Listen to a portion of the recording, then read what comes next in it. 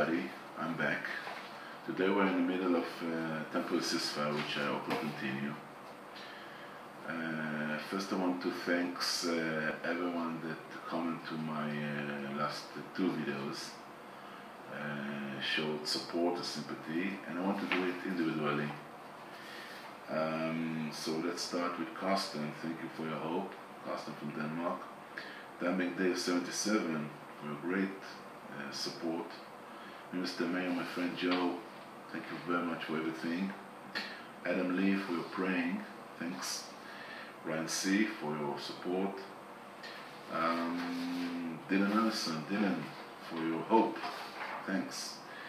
Party Specialists, it's Bruce from Florida, showed the political support for Israel, thanks. Bill Cat One, personal support, wishes, thank you very much. Marketplace UK for sympathy and your hope, thank you. Andy All, thank you very much.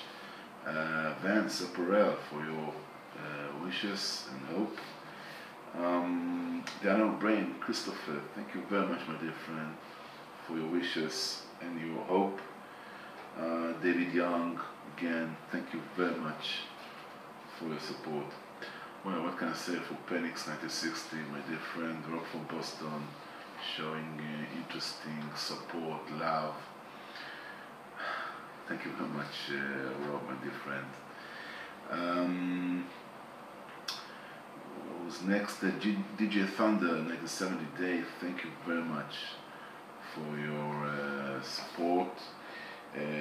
Travis Robinson, 179, Travis, for your hope. Thank you very much. Ken Robert Jr., again, thank you for your wishes. John K. Techhead, John, thank you for your support. And RD 66, thank you very much. Adam Lee, for, as I said, love and support and praying. Who's next? Retro 2, Dean, for your interesting comment and for your interest in my videos. And Martin Parrott, thank you very much for your interesting comment and your interest in my video and for your personal support for me and for what we are doing here now. And Dimeback Dave 77 asked me two questions, which I'm going to answer in a minute. He asked if I have a picture of my grandfather that was murdered in Auschwitz. My father, I have a picture. Maybe sometimes I will bring it here and show it to you. I sent a postcard before he died, of course, to Israel with his picture. And where did your family move to Israel from? This is what I talked about today, so hang on. And about hanging on, well, a friend of mine in Israel watched my video and said, what you are, why are you doing so long, and family background, and go to the point, say it in 5 sentences and that's it. Well, I said to him, it's not my deal, it's not. I'm not an advertisement man or whatever. I can't do it, like instant. I want to do it thoroughly. I'm an old school, basically, and I think people that are interested in the conflict, interested in what's happening here, and interested in what I want to say in my point of view, which I think is very broad. I'm not an objective, of course. I said before, people cannot be objective, but I'm not biased. So I want to, and why I'm telling my family background, which I hope to finish it in this video. It's because I think it can give perspective to what I'm saying. And after that, in my next political video I will do general about the general history of the conflict. So if you are interested, hang on. If you're not, everybody interested to hear long videos or to watch long videos and to. But as I said, I'm going to answer. I hope it will be some kind of a discussion more than a lecture.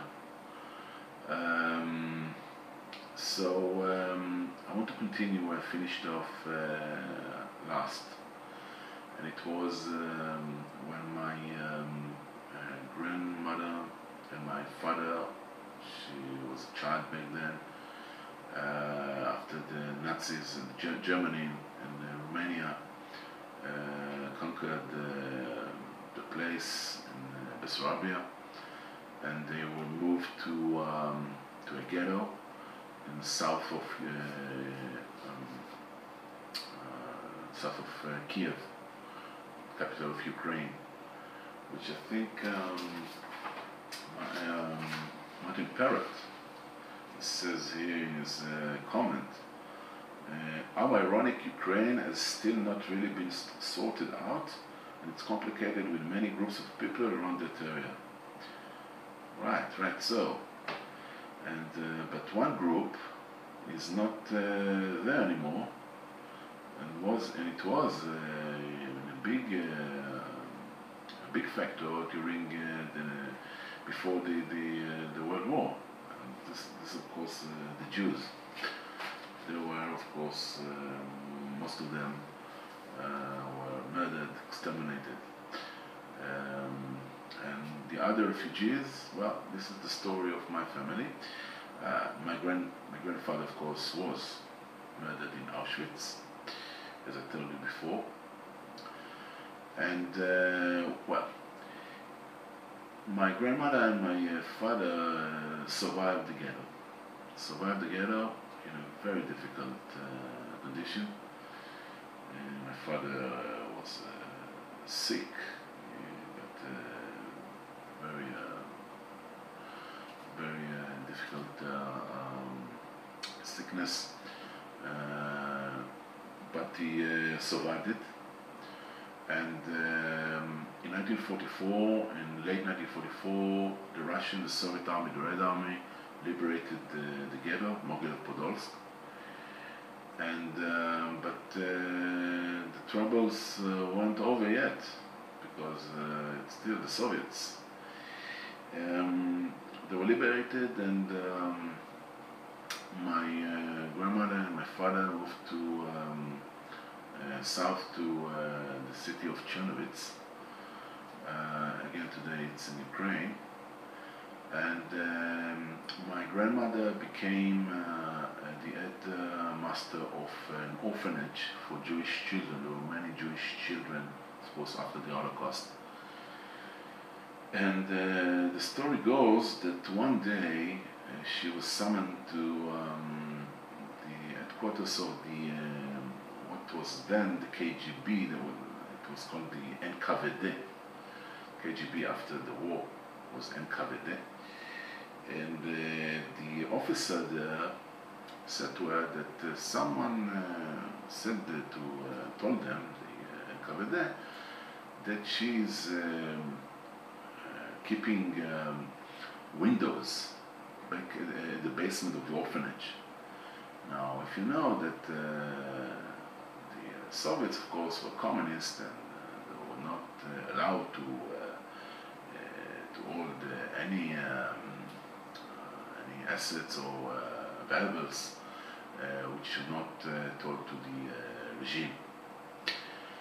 And the officer told her that on that crime, sort of, it was not stolen, of course, they were theirs, but the orphanage, but it wasn't reported to the regime. For that crime, they should be sent to Siberia. If you know, Siberia is, of course, the place where, a very cold place, which people are working till their death. And not many return for this place. Now, he said to her that because her husband fought with the Red Army and was killed in Auschwitz, he can let her go, but she should flee from Soviet Union. It was Soviet Union then, the area. And she got connected to the Zionist movement that worked back then in Europe and trying to help the Jewish refugees. And they told her they can they can take them to a safe place, where from there maybe they will they can bring them to the land of Israel. And well, what was at that time in Europe? Because Europe was devastated, was ruined, and many refugees from all kinds of nationalities and race and everything were moving from place to place. The people from this Zionist company or whatever took my father and my grandmother with other Jews from this area one day by foot, walking, and sometimes by buses, by other vehicles, towards Italy. Why Italy? Because Italy was an occupied country by the Allies, and it was a Mediterranean country which they can bring Jews to land of Israel by sea. And of course it was a very hard thing to travel. It was a voyage, very difficult voyage from Bessarabia to Italy, from now Ukraine. You can watch in the map. And it was difficult even more because the British that controlled Israel, controlled Palestine, were against Jewish immigration to this place, because they said that their interest lies in the Arab position, which I will talk about Britain and the position in the Middle East later, when I talk about general things. It wasn't, for one side. It wasn't support the Arabs, automatically. Some kind of interest back then. I will talk about it later. So the British made a lot of problems for Jewish refugees to come to Italy and to arrive to Israel, of course. But still, the Americans support refugees, most of them. The Russians worked against back then the Jews who were victims, as the many of Russians. So they traveled from Ukraine through the Alps, through Austria, to Italy, and in Italy they found, let's say, a safe haven. It seems that I won't finish my story here. We'll finish it in my next video. Hope it was interesting for you. And my next video will be about the Beatles. So if you're a VC fan, this is a UK. So it'll be an optimistic video. Take care, everyone. Bye bye.